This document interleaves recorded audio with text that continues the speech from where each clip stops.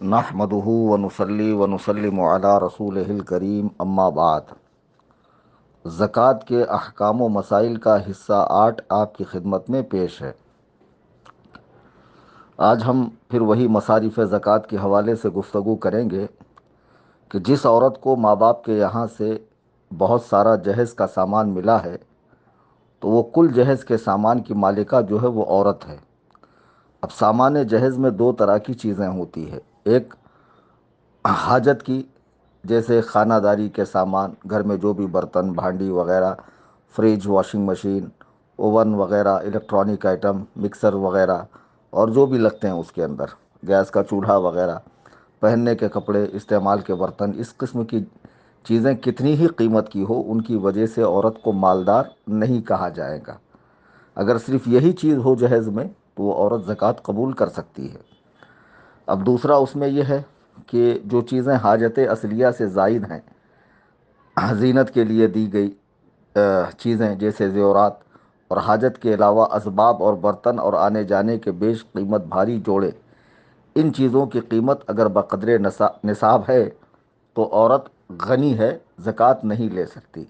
یعنی کچھ ویسٹیج برتن بھی آتے ہیں جن کا استعمال نہیں ہوتا ہے نا، بہت بڑے بڑے ٹوپ برتن وغیرہ گھروں میں اٹھا کر رکھتے ہیں، ہم نے کئی گھروں میں دیکھا ہے، حالانکہ ان کی حاجت نہیں ہوتی۔ اگر اس طرح کا کچھ سامان اس کے پاس 48 سے 50,000 کے بیچ میں ہے تو وہ عورت زکوٰۃ قبول نہیں کر سکتی۔ یہ الگ بات ہے کہ اس پہ خود زکوٰۃ کا حکم نہ ہو یا نہ ہو، یعنی اس کا مال سونا چاندی وغیرہ جو ہے وہ نصاب کو پہنچے یا نہ پہنچے، روپے پیسے ہوں یا نہ ہوں، لیکن اتنا سامان جس کے پاس ہو اسے زکوٰۃ قبول نہیں کرنا چاہیے۔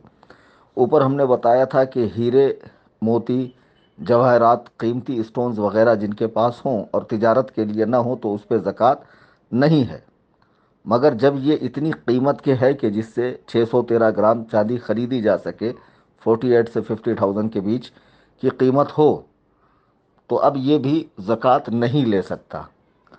اب رہا سردیوں کے کپڑے کا معاملہ کہ وہ ایام گرما میں کام نہیں آتے، گرمی کے موسم میں، تو سردیوں کے کپڑے جن کی گرمیوں میں حاجت نہیں ہوتی، حاجت اصلیہ میں ہی داخل ہے وہ کپڑے اگرچہ بیش قیمت ہو، اگر کسی کے پاس بہت ہے اور وہ نصاب کے برابر ہے تب بھی وہ زکوٰۃ لے سکتا ہے، چونکہ وہ حاجت اصلیہ میں ہے۔ اچھا، جس کے پاس بہت بڑا مکان ہو، جس کے پاس رہنے کا مکان حاجت سے زیادہ ہو، یعنی پورے مکان میں اس کی رہائش نہیں ہے، پورا مکان اس کے استعمال میں نہیں ہے، تو یہ شخص بھی زکوٰۃ لے سکتا ہے، بشرطے کہ یہ صاحب نصاب نہ ہو اور کوئی چیز مانے نہ ہو، بد مذہب وغیرہ نہ ہو۔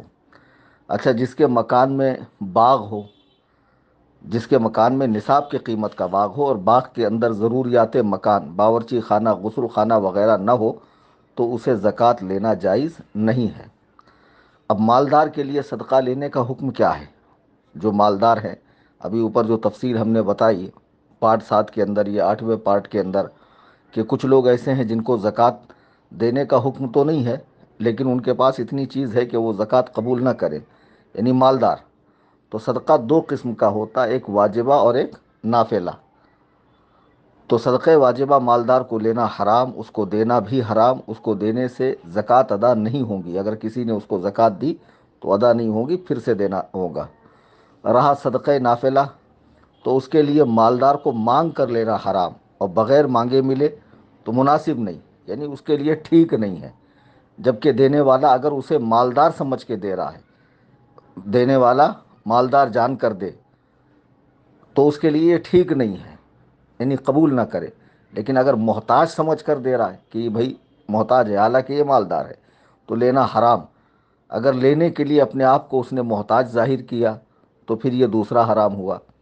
ہاں، وہ صدقہ نافلہ جو عام مخلوق کے فائدے کے لیے ہوتے ہیں، جیسے ریلوے اسٹیشنز پہ، چوراہے پر، سڑکوں کے کنارے، ہے نا، درخت لگائے جاتے ہیں، کسی کی ملکیت ہے، اس کی چھاؤں میں کوئی بیٹھے، یا پانی کی سبیل ہے، یا نیاز کی شرنی ہے، تو یہ سب غنی بھی جو ہے اس کے لیے بھی جائز ہے، قبول کر سکتا ہے، یعنی مالدار بھی اسے قبول کر سکتا ہے۔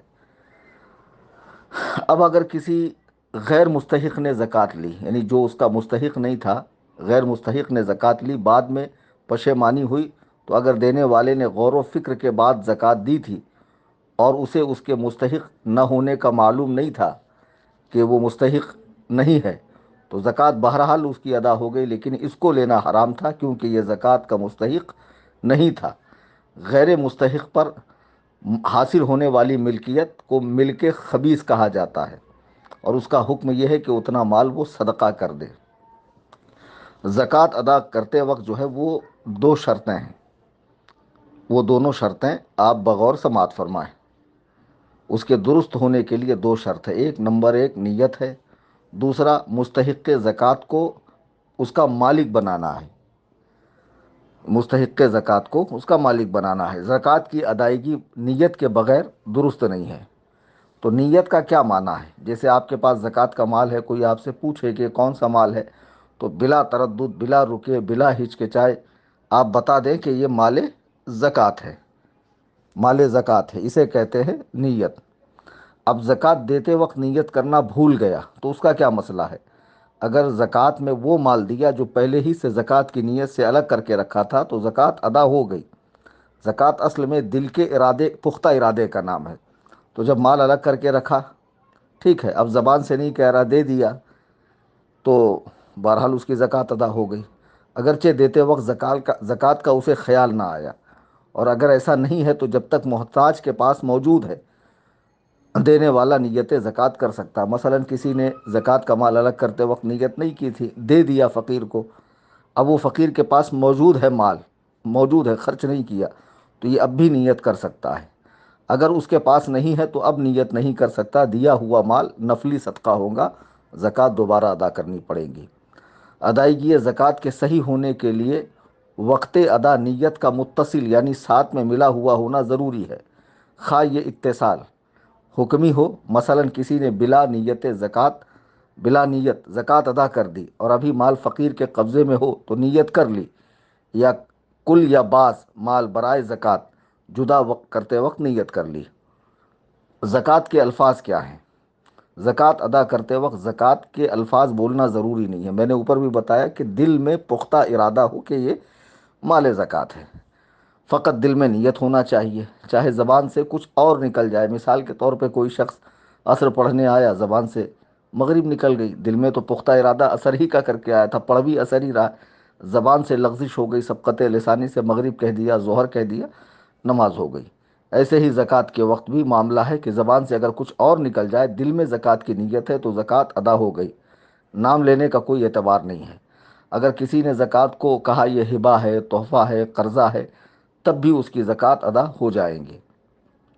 زکوٰۃ میں تاخیر کرنا، زکوٰۃ فرض ہو جانے کے فوراً بعد ادا کرنا واجب ہے، اور اس کی ادائیگی میں بلا عذر شرعی تاخیر کرنا گناہ ہے۔ یہ ہم نے اوپر بھی بار بار بتایا۔ اچھا، ایک بڑا مسئلہ ہے کہ آج کل سب پہ رمضان ہی میں زکوٰۃ فرض ہوتی، حالانکہ ہم نے اوپر بتایا ہے کہ جس وقت آپ کے پاس اتنا مال آیا کہ جس سے آپ 7.5 تولہ سونا یعنی 86 گرام سونا، یا 52.5 تولہ چاندی 613 گرام چاندی یعنی کہ 48 سے 50,000 کے بیچ آیا، تو وہ تاریخ، وہ وقت یاد رکھیں کہ کون سی اسلامی تاریخ ہے اور کیا وقت ہے۔ ٹھیک 1 سال کے بعد جب تک وہ مال اس وقت بھی آپ کے پاس موجود ہے تو آپ صاحب نصاب ہے، آپ کو زکوٰۃ دینی ہے۔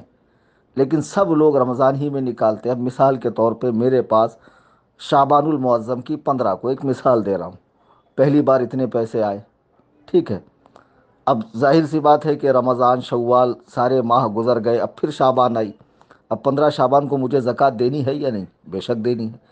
اب میں تاخیر کر رہا ہوں، رمضان کا انتظار کر رہا ہوں کہ 1 کا 70 کماؤں گا۔ اللہ کے بندے، 1 کا 70 تو تب کماؤں گے نا جب اس وقت ہو۔ آپ تو وقت گزار کر دے رہے ہیں، تو جیسے وقت گزار کر نماز پڑھنا گناہ کبیرہ ہے، ایسے ہی وقت گزار کر زکوٰۃ دینا بھی گناہ ہے۔ تاخیر کرنے والا گنہگار ہے، اس کو ہلکے میں مت لیجیے۔ ہاں، کسی کا وقت اگر شوال میں، ذی قعدہ میں ہو رہا، وہ پہلے رمضان میں ادا کر رہا ہے تو یہ اچھی بات ہے کیونکہ وہ پہلے دے رہا ہے۔ لیکن اگر دیر کر رہا ہے، وقت ہو رہا ہے شعبان میں، رجب میں، اور دے رہا ہے رمضان میں، تو گنہگار ہے۔ لیکن وقت رمضان کے بعد کا کوئی مہینہ ہے، شوال، ذی القعدہ، ذی الحجہ، محرم، اور پہلے دے رہا ہے تو یہ صحیح ہے۔ جلدی کرنا اس میں کوئی مذائقہ نہیں، دیر کرنا یہ گناہ ہے۔ اب زکوٰۃ اکٹھی دے یا تھوڑی تھوڑی دے، اگر زکوٰۃ سال مکمل ہونے سے قبل پیشگی ادا کرنی ہو تو چاہے تھوڑی تھوڑی کر کے دیں یا ایک ساتھ، دونوں طرح درست ہے۔ اگر کسی کو یک مشت دینا بھاری پڑتا ہو تو وہ یوں کرے، جیسے مان لیجئے کہ 15 رمضان کو میری زکوٰۃ کا وقت ہے فرض کیجئے، اور اس سے پہلے میں تھوڑا تھوڑا دیتا ہوں، زکوٰۃ ہی کی نیت سے دے رہا ہوں، اور جب 15 رمضان آیا تو میں نے جو کچھ دیا ہے اسے کاؤنٹ کیا، تو یہ صحیح ہے۔ تھوڑا تھوڑا کر کے بھی دیا جا سکتا ہے، یا اکٹھے 15 رمضان کو پوری دے دی تو یہ بھی درست ہے، یہ بھی درست ہے۔ اور اگر سال گزرنے پر زکوٰۃ فرض ہو چکی تو فوراً ادا کرنا واجب ہے، تاخیر پر گنہگار ہوگا۔ لہٰذا اب ایک مشت دینا چاہیے، اب سال گزر گیا تو اب تھوڑا تھوڑا دینے کا وقت نہیں ہے، اب پورا یک مشت دے۔ سال مکمل ہونے کے بعد ایک ساتھ زکوٰۃ دے دیں، کیونکہ بتدریج یعنی تھوڑی تھوڑی کر کے دینے میں گناہ لازم آنے کے علاوہ دیگر آفتیں بھی ممکن ہے۔ مثلاً ہو سکتا ہے کہ ایسا شخص زکوٰۃ دینے کا وبال اپنی گردن پہ لے کے دنیا سے رخصت ہو جائے، یا پھر اس کے پاس زکوٰۃ ادا کرنے کے لیے مال ہی نہ بچے، اور یہ بھی ممکن ہے کہ آج ادائیگی کا پختہ ارادہ ہے، کل شیطان کے بہکاوے میں آ کر ارادہ تبدیل ہو جائے، چونکہ شیطان تو انسان میں خون کی طرح گردش کرتا ہے، انسان کے رگوں میں دوڑتا ہے، لہٰذا اس کا خاص خیال کرنا چاہیے۔ زکوٰۃ محض جدا کرنے سے بری الذمہ نہیں ہوگا کہ یہ مال کا زکوٰۃ ہے، مال کی میرے الگ کر دیا، بلکہ اسے فقراء تک پہنچانا بھی پڑے گا۔ رمضان میں زکوٰۃ دینے کے تعلق سے، جب سال پورا ہو جائے تو فوراً زکوٰۃ ادا کرنا واجب ہے، تاخیر گناہ، خواہ کوئی بھی مہینہ ہو، اور اگر سال تمام ہونے سے پہلے، جیسا میں نے عرض کیا، ادا کر رہا ہے تو رمضان میں ادا کرنا بہتر ہے۔ سال اگر رمضان کے بعد پورا ہو رہا ہے تو رمضان میں ادا کرنا بہتر ہے، جس میں نفل کا ثواب اللہ تعالیٰ فرض کے برابر فرماتا ہے، فرض کا ثواب 70 فرضوں کے برابر فرماتا ہے۔ اچھا، زکوٰۃ بتا کر دیں یا چھپا کر دیں؟ بعض لوگ کہتے ہیں آپ تنظیم سے ہر چیز دکھاتے ہیں، تو اللہ کے بندوں، ہم لوگوں سے اموال زکوٰۃ و صدقات لیتے ہیں، تو ہمیں تو دکھانا پڑے گا نا کہ آپ کا مال یہاں جا رہا ہے، اور یہ تو ہماری تنظیم کی احتیاط ہے کہ ہم راشن دینے والوں کے چہرے نہیں دکھاتے، ان خواتین کے نام ظاہر نہیں کرتے، ان کے نمبر ظاہر نہیں کرتے، اتنی احتیاطیں تو شاید آپ کو کہیں ملے۔ تو کہیں کہیں دکھانا برائے ترغیب ہوتا ہے، سمجھے، برائے تحقیر نہیں ہوتا ہے کہ کسی کو ذلیل کر رہے ہیں معاذ اللہ، بلکہ لوگوں کو اکسانا۔ لوگ جب کام دیکھیں گے تو اور تعاون کریں گے، تو جو آج 100 کو وظیفہ پہنچ رہا ہے کل 200 ضرورت مندوں تک پہنچے گا۔ تو آپ اس طرح بھی مثبت سوچ رکھا کریں، ہمیشہ منفی سوچ نہ رکھا کریں۔ تو زکوٰۃ کو دکھا کر دیں یا چھپا کر دیں، تو اس سلسلے میں یاد رکھیں زکوٰۃ اعلان کے ساتھ دینا بھی بہتر ہے، جبکہ دل میں دکھاوا، ریاکاری، تکبر وغیرہ نہ ہو، تاکہ دوسرے کو ترغیب ملے اور اس کے بارے میں بد گمانی کا شکار نہ ہو کہ یہ شخص تو زکوٰۃ ہی نہیں دیتا ہے۔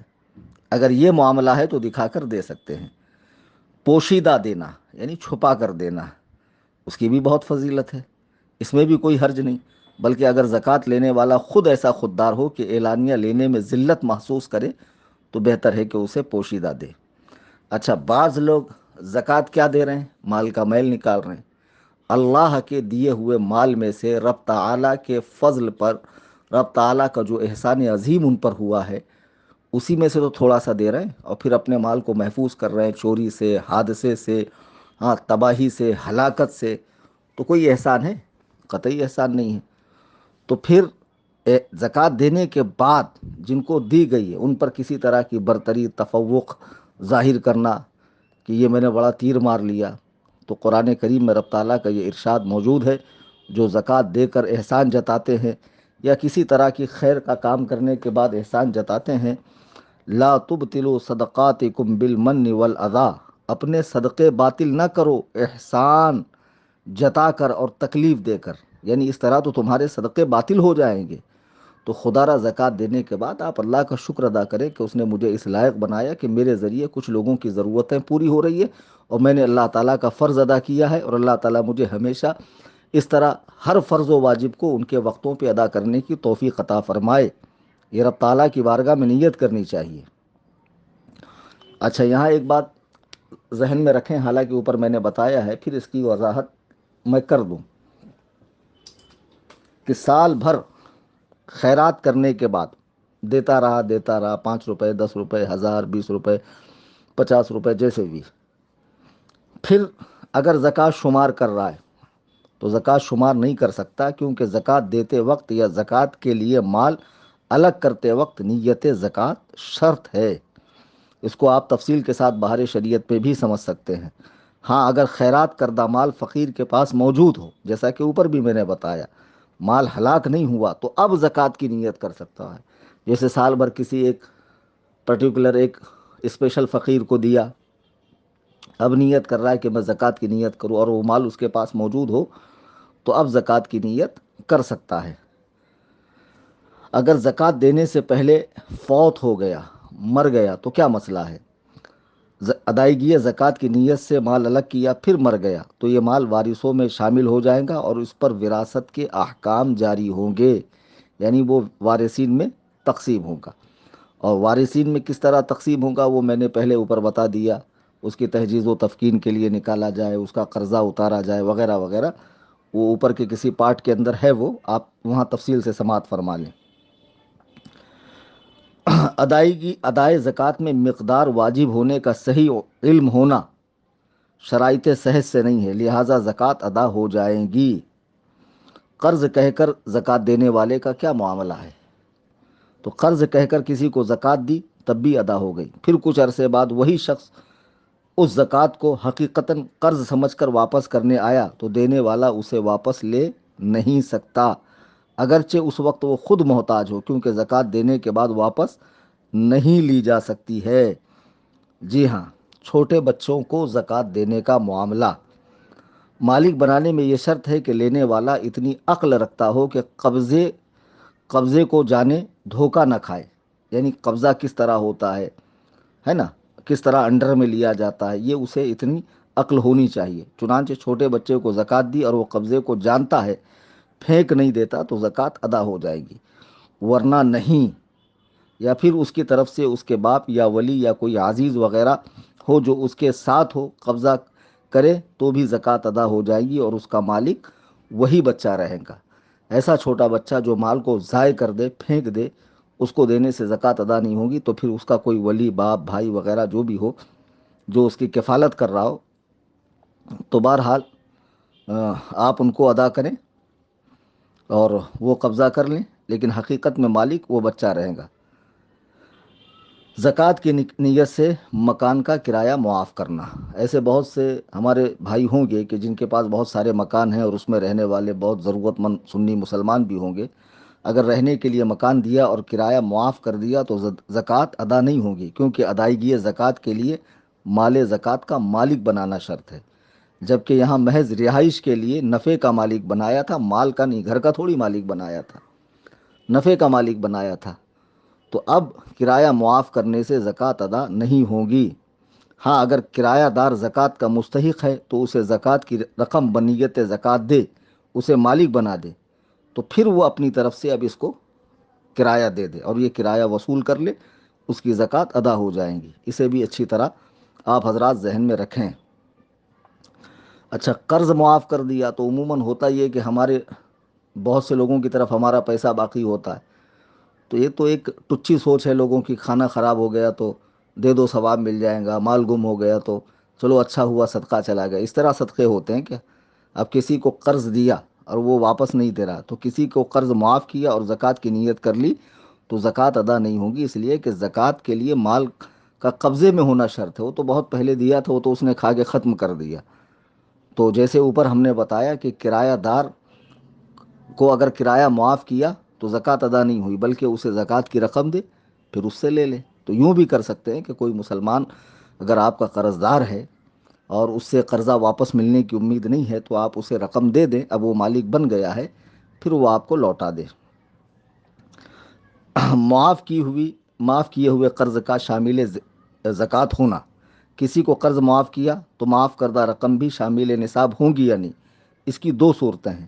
اگر قرض غنی کو معاف کیا تو اس میں معاف شدہ حصے کی بھی زکوٰۃ دینا ہوگی، اگر شرعی فقیر کو قرض معاف کیا تو اس حصے کی زکوٰۃ ساقط ہو جائے گی۔ زکوٰۃ کے طور پر کسی کا قرض ادا کرنا، کسی مسلمان پہ قرض ہو تو اس طور پہ زکوٰۃ دینے کا کیا معاملہ ہے؟ اگر کسی کی اجازت لیے بغیر اس کا قرض ادا کر دیا تو زکوٰۃ ادا نہیں ہوگی، اسے بتا دیں۔ اس لیے بہتر یہ ہے کہ اس شخص کو نیت زکوٰۃ کے ساتھ وہ رقم دے دے، پھر چاہے تو وہ اپنا قرض ادا کرے یا کہیں اور خرچ کرے، یا یوں بھی ہو کہ بھئی یہ رقم ہے، یہ لو مجھے دو، میں آپ کا قرض ادا کرتا ہوں، یا پھر اسی کو دے دو کہ لو بھیا تم اپنا قرضہ ادا کر دو۔ تو اس طرح زکوٰۃ ادا ہو جائیں گی۔ یتیموں کو کپڑے بنوانے کا حکم۔ زکوٰۃ کی رقم سے یتیموں کو کپڑے بنوا کر دے سکتے ہیں، جبکہ انہیں اس کا مالک بنایا جائے، ٹھیک ہے، اور وہ مستحق زکوٰۃ بھی ہوں، ٹھیک ہے۔ تو اس طرح اگر بنا کر دے دیا، مالک بنا دیا، تو پھر وہ زکوٰۃ ادا ہو گئی۔ زکوٰۃ کی رقم سے کتابیں خریدنا۔ زکوٰۃ کی رقم سے کتابیں خرید کر دے سکتے ہیں، جبکہ لینے والا مستحق زکوٰۃ ہو اور ان کو مالک بنا دیا جائے، ورنہ زکوٰۃ ادا نہیں ہوگی۔ زکوٰۃ کے مال سے دینی کتابیں چھپوا کر تقسیم کرنا۔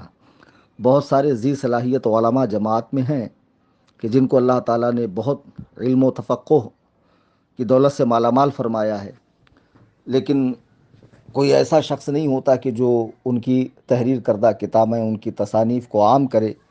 تو ایسی صورت میں کوئی اللہ کا نیک بندہ اگر اپنی مال زکوٰۃ سے دینی کتاب کو چھاپ کر تقسیم کرے تو کیا معاملہ؟ اس میں شک نہیں کہ دینی کتابیں چھپوانے کا کام عظیم ثواب جاری ہے، لیکن اس کے پہلے کسی مستحق زکوٰۃ مثلا فقیر کو اس کا مالک کر دیا جائے، پھر وہ کتب کی طباعت کے لیے دے دے۔